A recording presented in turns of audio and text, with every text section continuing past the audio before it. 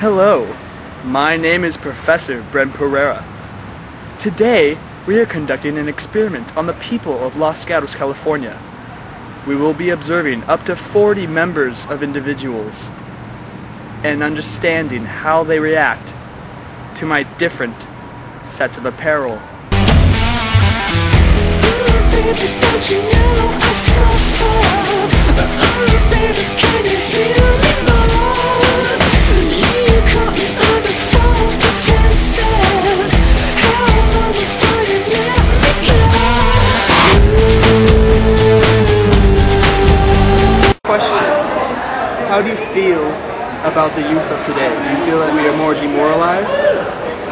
To explain the experiment more clearly, Haley and I are simply asking pointless questions in order to determine how the volunteer reacts to me. The first 20 persons were a control group and acted predictably. This guy, however, I had no idea what he was saying, so let's fast forward to the library.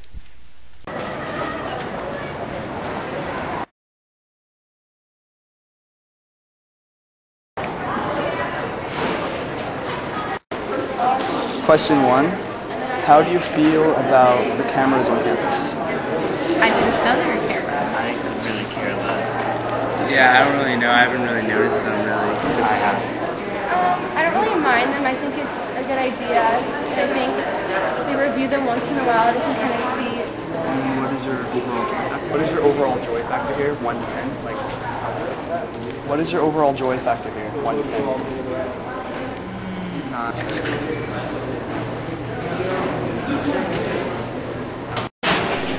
The student scene was over, but I still had some unanswered questions.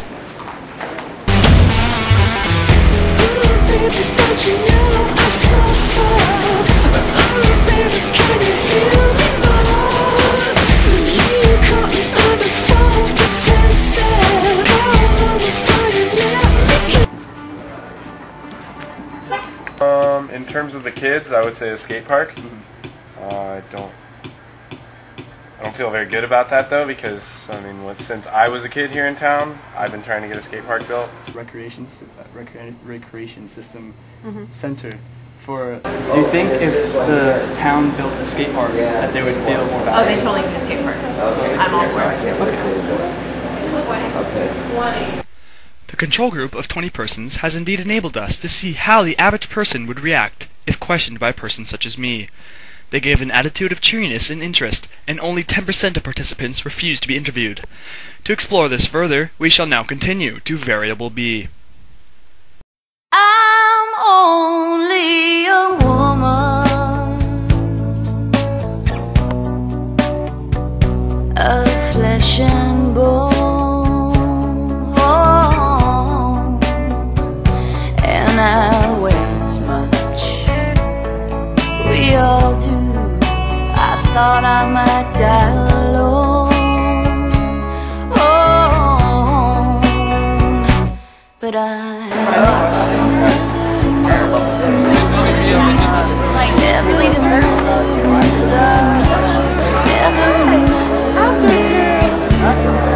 so baby, be good to me. I got nothing to give you, you see, except everything, all the good.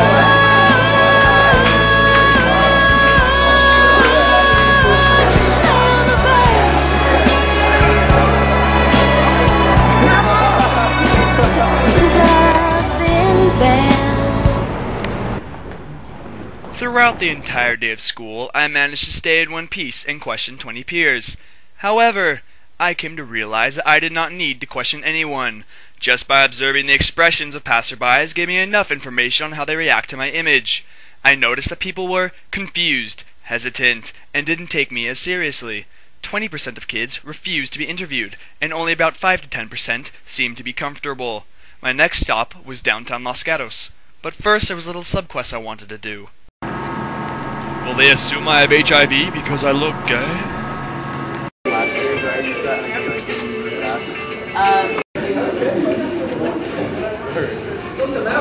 It smells like strawberries.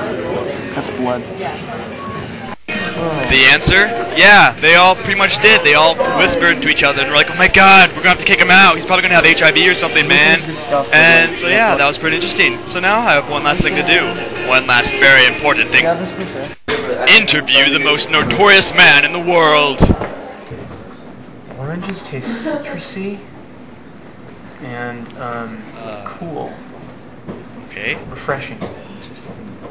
Interesting. Anyways. And delicious. Yes, I'm sure they are. Anyways. Whenever you see Mr. Rogers in the halls, what do you think of? Chocolate cake. And it's my special day. Special day.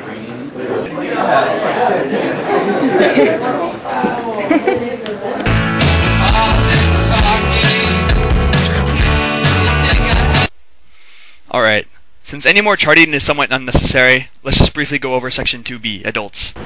I walked around town and spoke to some people, but I didn't really need to. Almost everyone who was near me reacted in a peculiar way, except the gay greeter at the iPod store. To make you feel complete, I've compiled a percentage. 99.99999% of the adults, and which it came near to, freaked the crap out. At school, I tried to interview a volunteering mom, and she was pretty much in denial that I was speaking to her. So, in conclusion, adults are scared of teenagers. In conclusion, adults are freaked the crap out of gay teenagers. Or at least teenagers that wear hair clips and pink shirts.